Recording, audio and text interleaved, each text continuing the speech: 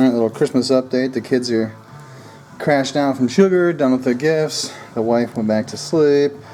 Now I snuck out here. And this is the 2500 Defiant. This is not the one that comes with the DS9 kit. This is the one that's the F toys. And yesterday, in between wrapping, I glued in the fibers into the shrink tube inside the tubes. And then when I came out here, this morning it's already dried. When I glued it, I used white glue. And what I noticed was this one, I could totally pull all of them out. All the fibers stuck together, but none of it stuck to the actual tube. And this one, they all stuck except for one came out. So what I'm noticing, what I'm assuming is I think the white glue actually shrinks a little bit. And I also noticed that a lot of the fibers that actually go through the ship, those also aren't quite staying in there, and it seems to me like the white glue isn't sticking. I know it's not a surface issue because it's on I glued them multiple mediums. It's not sticking. I think the white glue is actually shrinking.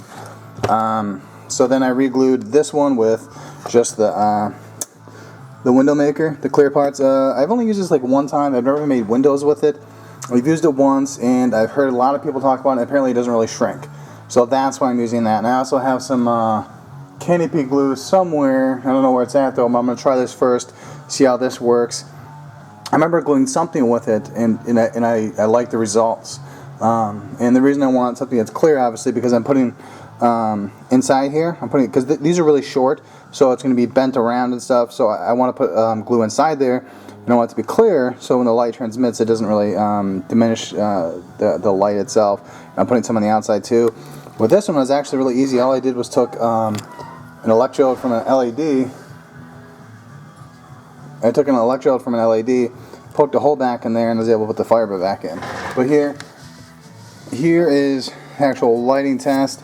So I only have 2 LEDs in here, which is more than enough. Well, actually, I might end up putting another one because there's ambient light for back here. This is the I don't know, the impulse grills on the top. It's actually got a light glow, red glow to it. These are the blue circles. Then there's the nacelles front and back, and then there's the navigation. So I'm actually going to have to put 1 or 2 more lights. But what I noticed when I was doing this and when I was doing the Saratoga is I used 3mm LEDs for everything, and the Saratoga and the nacelle, which lights up too, I used a 5 that I ground down, which is fine. And because it's battle damage, I can kind of get away with some weird stuff. But you can see right there, that's actually where the solder is. So what I should have done, I mean, since this is battle damage, it's not a big deal. Although if you really scrutinize it, the nacelle is too thick. I mean, what kind of battle damage is going to cause a nacelle to swell? That doesn't make any sense. But it's enough that's going to be seen at a distance that it's okay. What I should have done is used the pre-wired SMDs. There's like nanos and picos, and I found there's a code. It's 0603 if you search for that, or I think 826. Those are the super small ones. They're the size of like a ballpoint pen. Those are super, super small, and those are pre-wired, so you don't have to worry about thick solder if you're not very good at soldering. That's what I should use for this, and that's what I want to use because I got to put a little LED right behind this, right here, right behind where this fibers. I put an LED right there. I've tested it. It'll shine the navigation light, and then I need a couple, or just 1 LED for the whole thing to shine up everything. The front grills, the back grills, and these. I put 1 in there, and then I use some Tamiya clear for the various colors. It should work. But here is the light test itself. Here is the navs, and well, not the navs, the strobes. You see them flashing a little bit. So all the strobes are flashing. There's 1 up there, 1 here, 2 back there, and then the bottom there is. Let's see if it's showing. Where is it? Right there. There are 2 strobes right there, and this one on the top, that's the one that came out, and it's not, oh, it already came out again. That's why it wasn't flashing the same, right? So I gotta stick that back in there. And then this one right here, the Steady On, this one is for the side marker lights that don't flash in the Defiant, and window lights. You know, I didn't even do a test without fiber, seeing if the windows would light up with just holes, which I probably should have done. It would simplify things, but I just went with fibers anyway. But you can see they're glowing pretty good. And that's it. The only other thing I'm going to do is I'm actually just going to order some of those picos, the super small SM LEDs, for various parts of that, and also for the Galaxy. This is going to be just the engineering section of the Galaxy, the battle section. The saucer is going to be separated in this. And this is the Don's Light and Magic. That was the name I couldn't think of. Don's Light and Magic aftermarket. And everyone has a better idea, but the way I'm doing this is I'm drilling down through here, and then I'm going to take the kit part. I'm going to take the kit part off the whole. It's got that whole level, that lip there. Take the whole kit part, put it back on there. When I'm done, I'm going to embed the lights in there.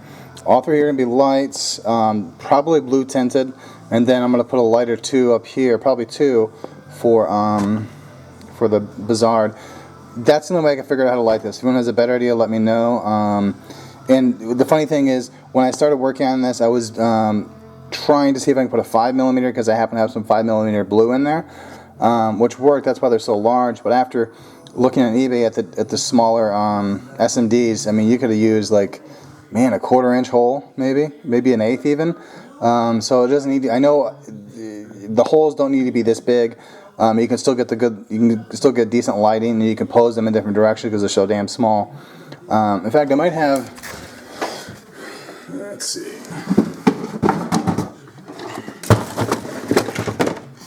These are right here. These are about the size. There's actually two different ones.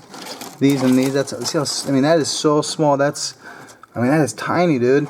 These, I think both of these. The green one came from CVS, like I think the Christmas stuff, and the white one came from Hobby Lobby in the party section for, I think it's $10. I think it's $10, and you can use a 40% off coupon. So you're paying $6, and you get 25, and they're already designed to run off the battery. So you can, if you can use a battery pack or a wall wart, you can still adjust the voltage sources 3. But that's so small. Actually, I may just cut these out and put these in there.